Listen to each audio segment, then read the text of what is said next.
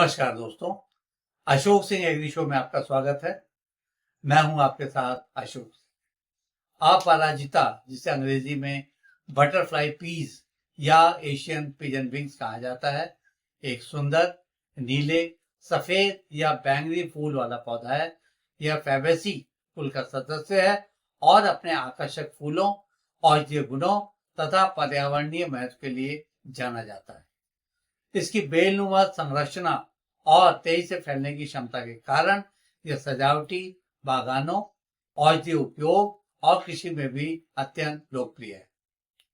आज का एपिसोड शुरू करने से पहले एक बार फिर से आपसे अनुरोध करना चाहेंगे कि इस वीडियो को अंत तक अवश्य देखें, ताकि आप भी इसमें दी जाने वाली जानकारियों से भरपूर लाभ उठा सकें।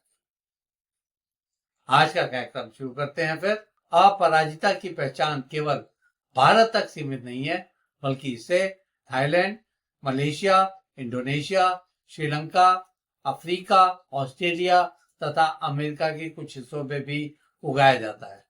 थाईलैंड और मलेशिया में इसके फूलों से प्राकृतिक नीला रंग बनाया जाता है। इसे पेय पदार्थों, मिठाइयों और कपड़ों के रंगने में इस्तेमाल किया जाता है।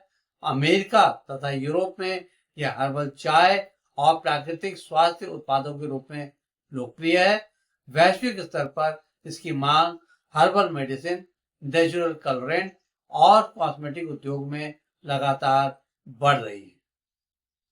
अगर इसके औषधीय गुणों की बात करें तो यह तनाव और चिंता कम करने में सहायक है। मस्तिष्क की कार्य क्षमता और स्मरण शक्ति बढ़ाने में भी यह उपयोगी है। नेत्र स्वास्थ्य सुधारने में कारगर होने के अलावा इसमें सूजन रोधी, एंटीऑक्सीडेंट और एंटी माइक्रोबियल गुण भी हैं। यह कृषि में भी कई तरह से लाभकारी है, जैसे इसमें भूमि की उपजाऊ शक्ति बढ़ाने वाली नाइट्रोजन फिक्सिंग क्षमता होती है और यह मृदा अपरदन रोकने में भी अत्यंत प्रभावी भूमिका निभाता है। अब इसके सजावटी महत्व पर भी बात कर लेते हैं। यह बगीचों, घर की दीवारों और आंगनों की शोभा बढ़ाने में उपयोगी है। अब बात करते हैं इससे तैयार किए जाने वाले उपयोगी प्रोडक्ट्स के बारे में। इससे हर्बल चाय तैयार की जाती है। इसके फूलों से बनी नीली चाय तनाव कम करती है। इससे तैयार प्राकृतिक रंग कपड़े, खाद्य पदार्थ और मिठाइयों के उत्पादन में इस्तेमाल किए जाते हैं। इससे बनी आयुर्वेदिक दवाएं स्मृति वर्धक, नेत्र रोग निवारक, मोतिवर्धक होती हैं। कॉस्मेटिक उत्पादों में त्वचा व बालों की देखभाल के तेल और शैम्पू आदि का नाम लिया जा सकता है। इसकी पत्तियां तथा हरी टहनियां पौष्टिक चारे के रूप में पोषण युक्त मानी जाती हैं। भारत के लगभग सभी राज्यों में, विशेषकर उत्तर प्रदेश, बिहार, मध्य प्रदेश, महाराष्ट्र, तमिलनाडु, कर्नाटक और असम में अपराजिता की खेती की जाती है। यह उष्ण कटिबंधीय एवं उपोष्ण कटिबंधीय जलवायु में अच्छे से पनपती है। जहां तक इसके व्यावसायिक महत्व की बात है तो इसके फूल, बीज, सूखे पाउडर और हर्बल उत्पादों के रूप में बाजार में बिकने योग्य होते हैं। इनके अच्छे दाम मिल जाते हैं। इसकी खेती के लिए 20 से 35 डिग्री सेल्सियस तापमान और मध्यम वर्षा उपयुक्त मानी जाती है। यह हल्की से मध्यम दोमट मिट्टी, जिसका पीएच 6 से 7.5 हो, में अच्छी तरह से पनपता है।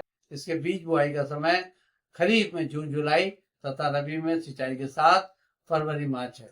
बुआई से पहले राइजोबियम कल्चर और कार्बेंडाजिम 2 ग्राम प्रति किलोग्राम से बीज उपचार कर लेना चाहिए। बुआई के लिए कतार से कतार की दूरी 30 से 45 सेंटीमीटर तथा पौधे से पौधे की दूरी 20 से 30 सेंटीमीटर रखी जानी चाहिए। 2 से 3 बीज प्रति गड्ढा 2 से 3 सेंटीमीटर गहराई पर बोना चाहिए।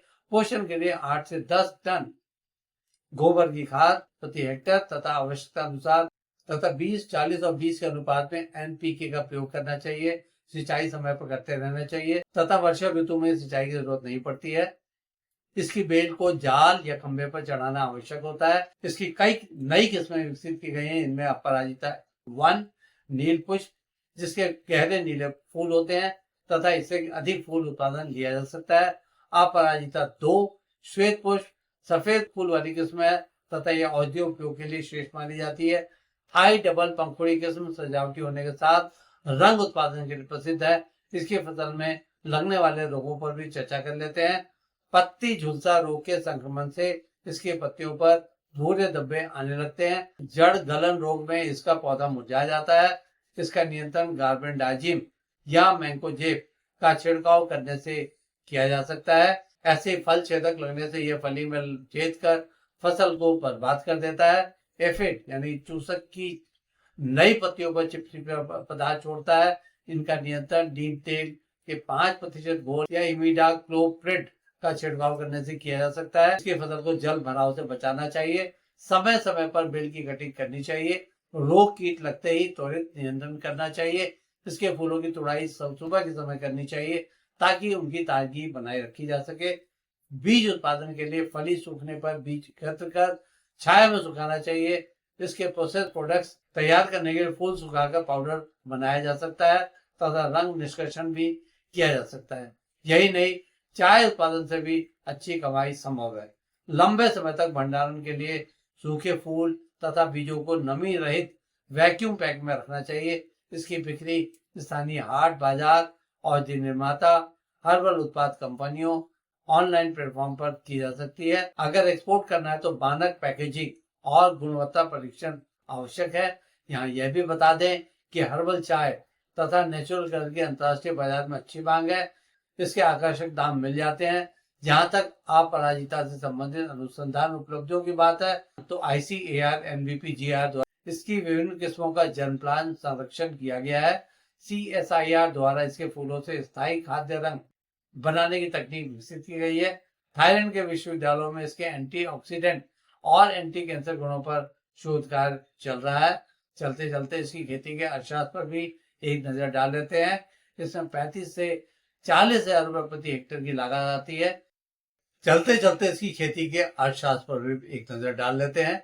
इसमें 35,000 से 40,000 रुपए प्रति हेक्टेयर की लागत आती है। इससे 1500 से 2000 किलोग्राम सूखे फूल मिल जाते हैं। ये लगभग 90,000 से 1,20,000 रुपए तक का इनसे भाव मिल जाता है अगर बाजार मूल्य 500 से 600 रुपए प्रति किलोग्राम मिले तो। इस तरह से 50,000 से 80,000 रुपए प्रति हेक्टेयर तक शुद्ध लाभ मिलता है। इससे तैयार किए जाने वाले प्रोसेस प्रोडक्ट से अतिरिक्त लाभ भी लिया जा सकता है। यहाँ यह बता दें, ये आंकड़े स्थानीय बाजार और मौसम तथा बाजार मांग के अनुसार परिवर्तित हो सकते हैं। आज के एपिसोड में बस इतना ही दोस्तों। कल एक नए विषय पर चर्चा करने के लिए दोबारा इसी समय पर हाजिर होंगे।